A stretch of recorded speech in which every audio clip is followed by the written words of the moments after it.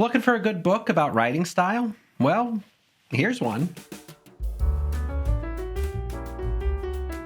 Welcome, as always, back to the show. I'm glad you're here, and I hope you've had a good week. It's been a pretty big week for the channel with two exciting developments. The first is channel memberships, which you can learn more about by clicking the join button down below. I've heard some people ask if there are ways to support the show more directly, and until now, there just hasn't been. Of course, just being here and watching is the best way to support the show, and this announcement doesn't change anything about the Writing with Andrew experience that you've come to recognize and tolerate.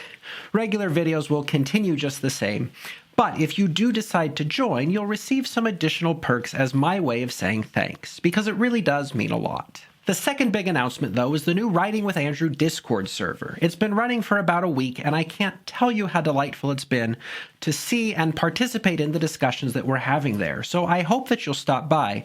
The link is in the description. And for those of you who aren't familiar with Discord, well, fear not, because neither am I.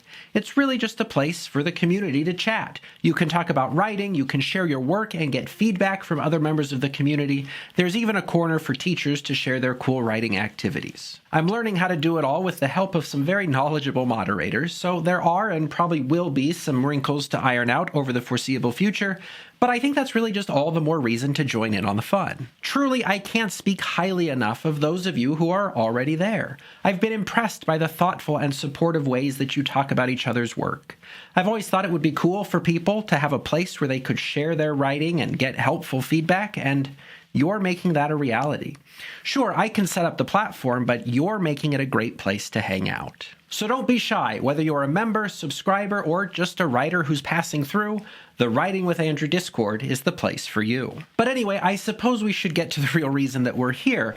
When people think about improving their writing, I think they often think of improving their writing style, and there's nearly a limitless catalog of books about writing style out there. Some of them have become standards in the writing world and in the classroom, and others are as obscure and offbeat as they come. When I was working on a PhD, I specialized in writing style, so needless to say, I've spent a good amount of time with a decent sampling of the style books that are out there.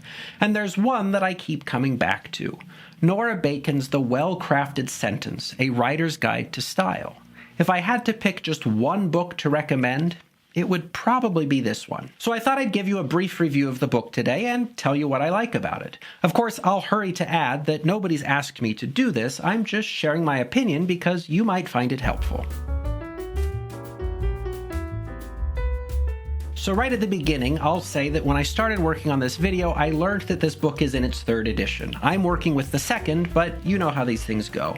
While there may be some updates and tweaks, the essential vision of the book will remain the same. So, in the preface for instructors, Bacon outlines 3 pedagogical principles that guided the development and presentation of the book. And the first is the idea that writers can improve their style by studying the work of excellent stylists. And yes, that's true, but of the 3 principles, I probably find this one the least motivating. Yes, you can learn about style by studying the work of great stylists, but I think there are some more direct and practical ways to get that job done. So moving on, the second principle is that of rhetorical variation, or the idea that writing style is not fixed for one writer in all cases. Skilled stylists know how to adapt their style to the situation they're in, so you'll need to be conversant with a broad stylistic skill set if you're going to have a truly excellent style. And third is the idea that you learn to write by writing, and this is the big one for me, which I'm sure comes as a surprise.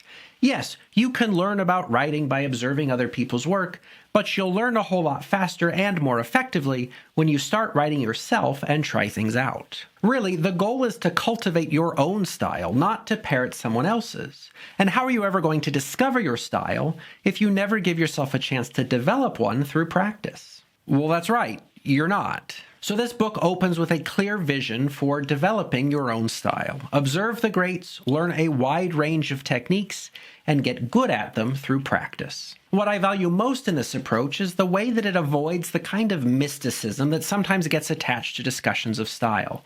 Like, certain writers just have this ineffable gift for excellent prose that we can only hope to touch occasionally but never really sustain. Or on the other side of things, style gets reduced to a set of made-up rules that we only follow because somebody who was a big deal a century ago decided they were rules, and wrote a popular book about them. Oh, you thought I was talking about Strunk and White? I mean, if that is what you thought, I'm not going to stop you. But the point is that Bacon's book resists both the mysticism and the authoritarianism of style. Instead, it's a common sense and practical approach. Yes, there are writers who have great style, and we can learn from them, but it's not because they possess some kind of rare genius.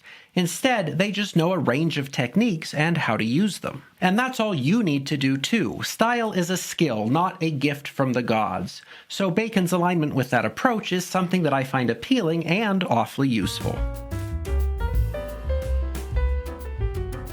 Skim through the table of contents of The Well-Crafted Sentence, and you'll find a book that begins with the simplest kinds of sentences and builds towards the more complex. Sometimes it feels like discussions of style are full of impressionistic nonsense, like it's just something that you feel or do intuitively.